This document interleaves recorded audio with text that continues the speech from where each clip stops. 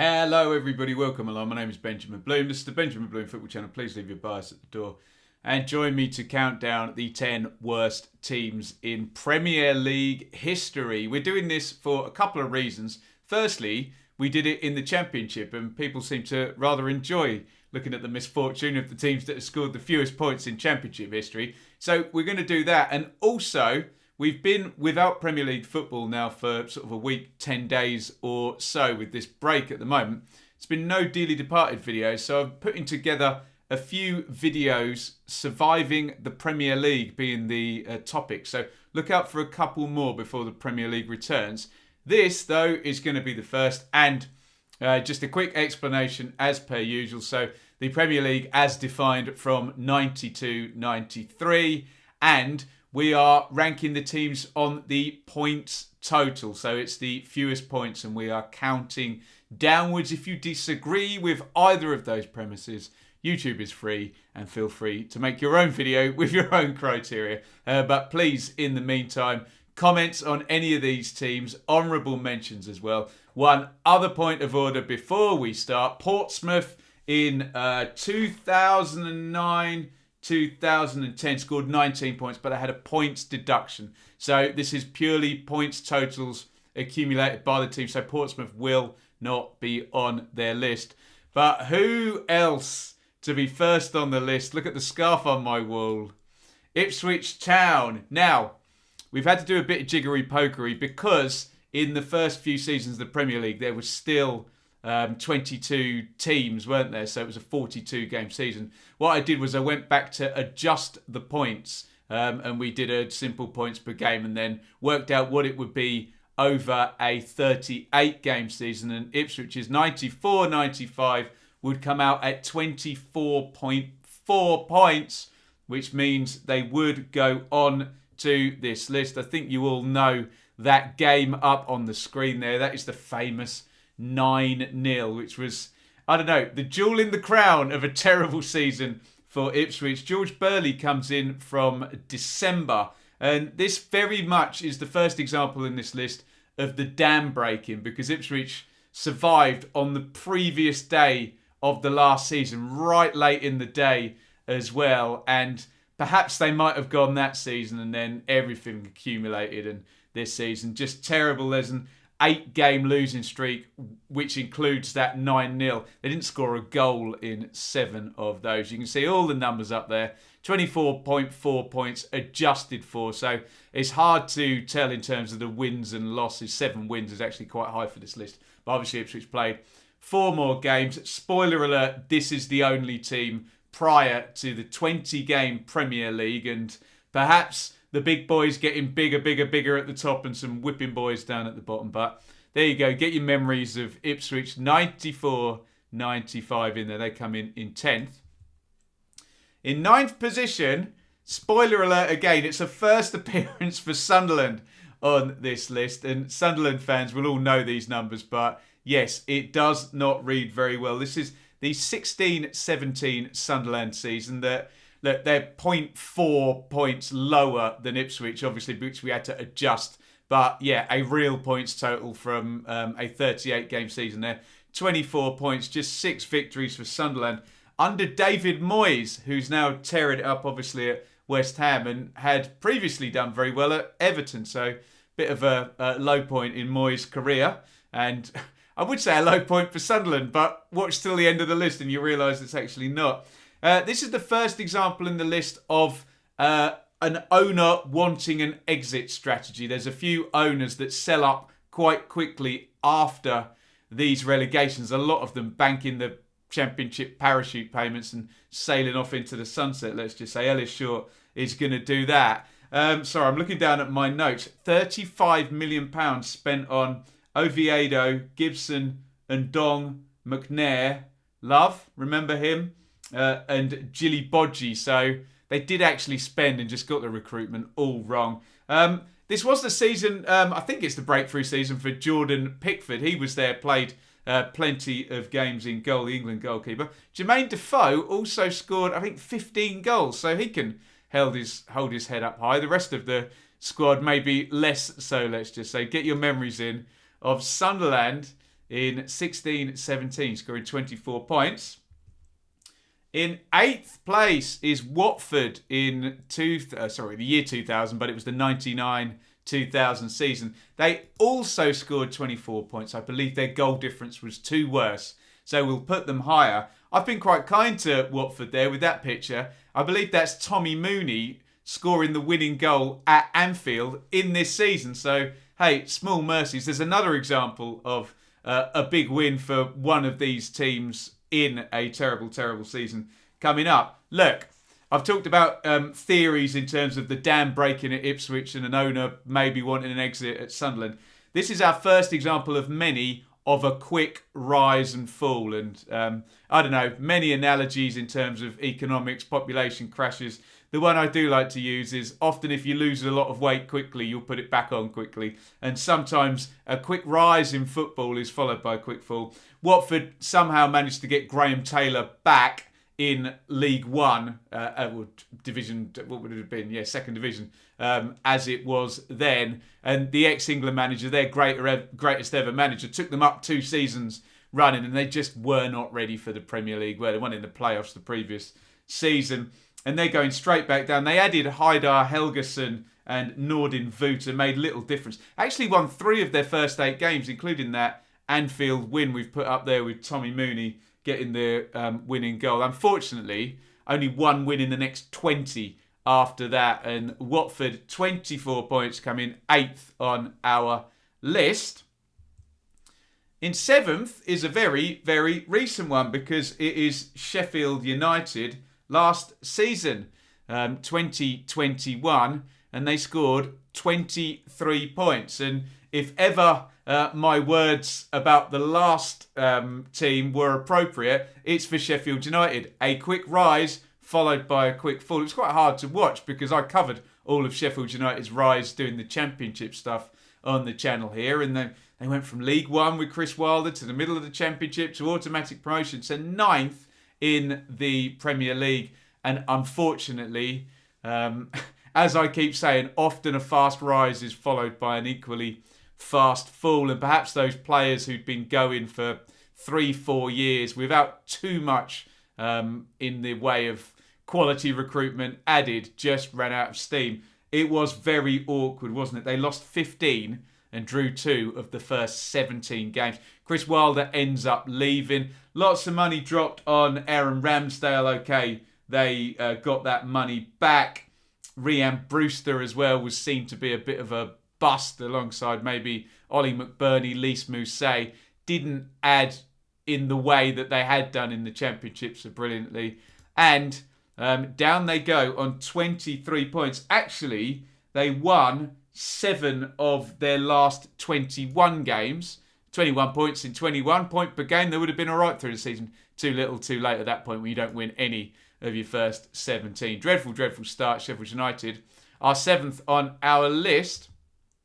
And in 6th is the Premier League's bottom team from the previous season. And it's Norwich City who got 21 points. And once again, a quick rise is often followed by a quick fall. I know people deem Norwich as a yo-yo team, but their promotion the previous season was actually shocking. They jumped from, I think, 13th in the table to 1st. Just all of a sudden in September of that season, a brilliant click and a brilliant promotion when Buendia started playing and Pookie started scoring. And all of a sudden they had Aarons and Lewis, and then Godfrey came in and they had this mix of excellent sort of foreign players and brilliant young English players. We've heard quotes from Stuart Webber since about this season about sending his money to war without a gun. Essentially, Norwich played it safe, banked the money. They did bounce back the next season, but what it did cost them was an awful season in the Premier League. Yes, there was the COVID issue, and Norwich never bounced back after the first lockdown in the UK. One of the 10-game losing streak to end the season happened before the lockdown. Obviously, the other 9 afterwards. 21 points, only 5 wins across the season for Norwich in 2019-20.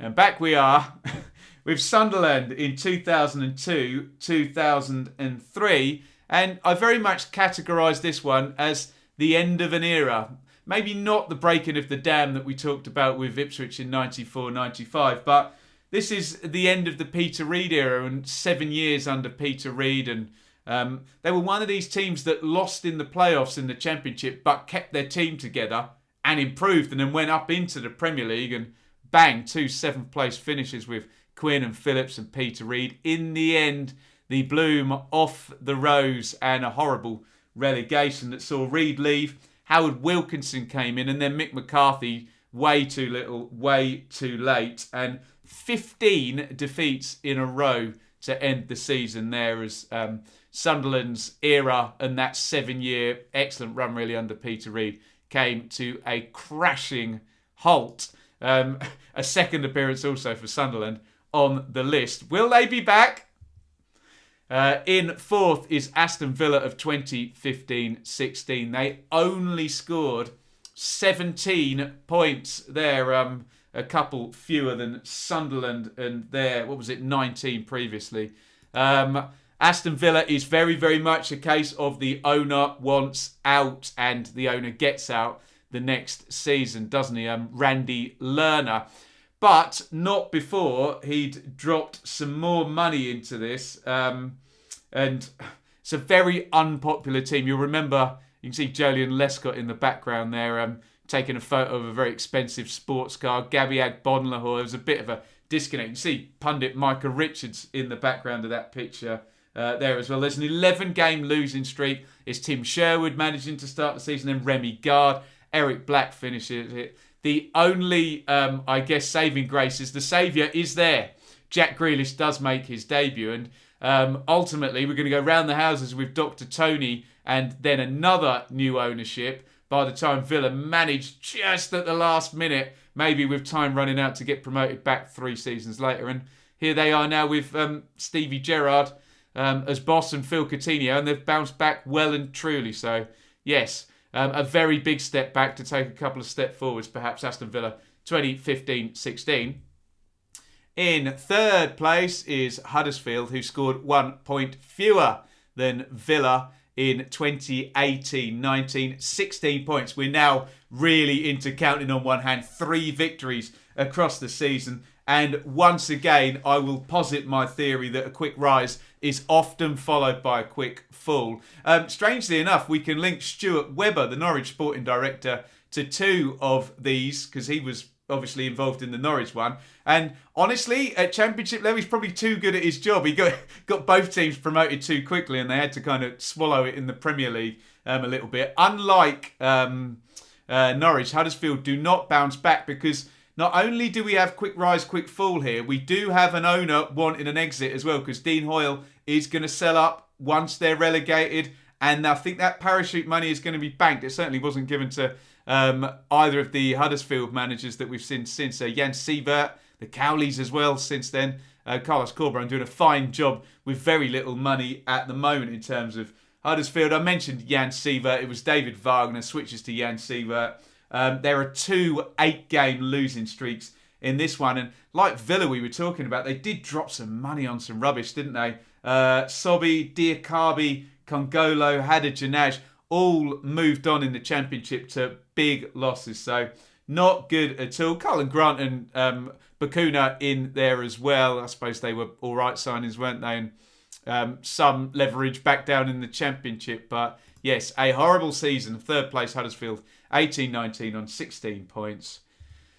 I'm sorry, Sunderland fans. At least you're not number 1. Sunderland in for the 3rd time in the top 10 in 2005, 2006. It's a very glum-looking Mick McCarthy on there.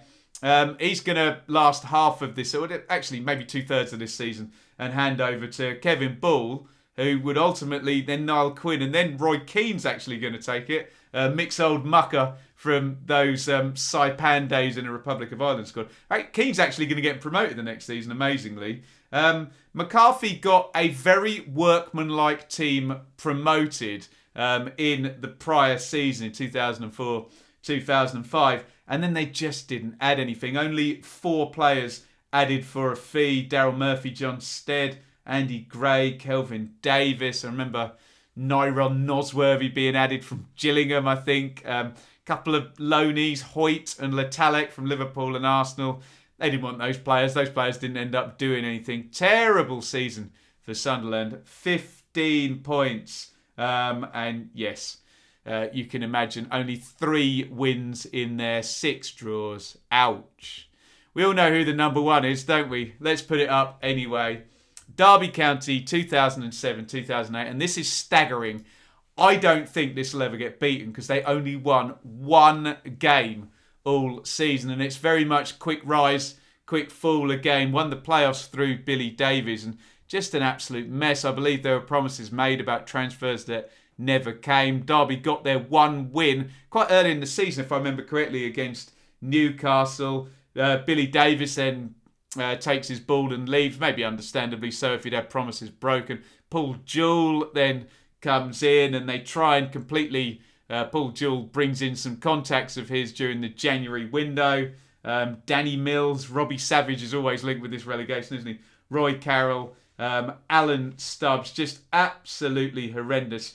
1 win all season, 11 points. Surely, that's never going to get broken, is it? 11 points, my God, shocking. There you go. Those are our worst ever 10 teams. Let me give you a couple of theories, because I do believe you can kind of, we always say on the channel, owners relegate clubs, chaos relegate clubs. I do believe in Premier League terms, you can have the dam breaking as well. I think particularly maybe at Ipswich and Peter Reid's Sunderland, maybe Mick McCarthy's Sunderland as well, where they were holding on in there and then just whoosh, it all goes at once.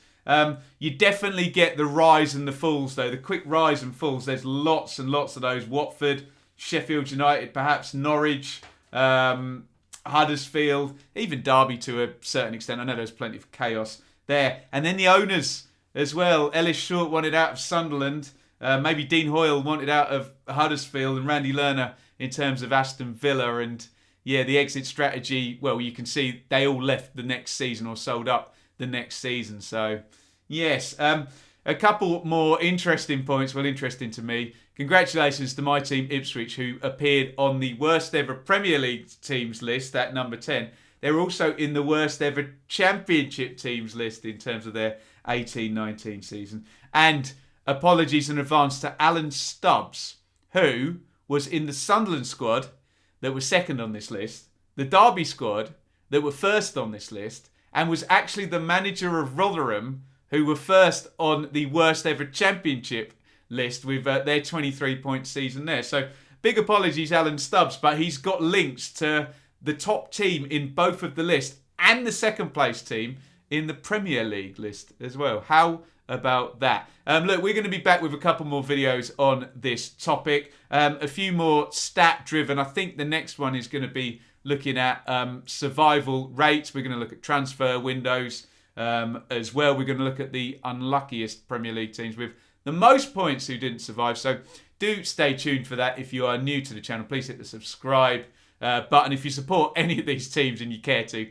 please give me your memories. Normal apologies. I'm a one-man band. I don't have a statistical team. I've tried to get all of the numbers right and do all the research properly. If there are any factual errors or typos possibly in the slides, I apologise. They've gotten past me, and you don't need to be a meanie if there is any and you're going to point them out, which normally happens in these stat videos. I normally drop at least one error. There you go. Derby County, the worst ever team in Premier League history. Sunderland in the list 3 times. My goodness me. And what do you think about my theories as well? Rise and fall fast. Owners. Maybe the dam breaking as well at a few clubs. Let me know your thoughts, and it's a big thank you for watching. Please hit the thumbs up button, get involved in the comments, hit subscribe for regular videos here, and it's lovely over and out from me. Thank you for watching.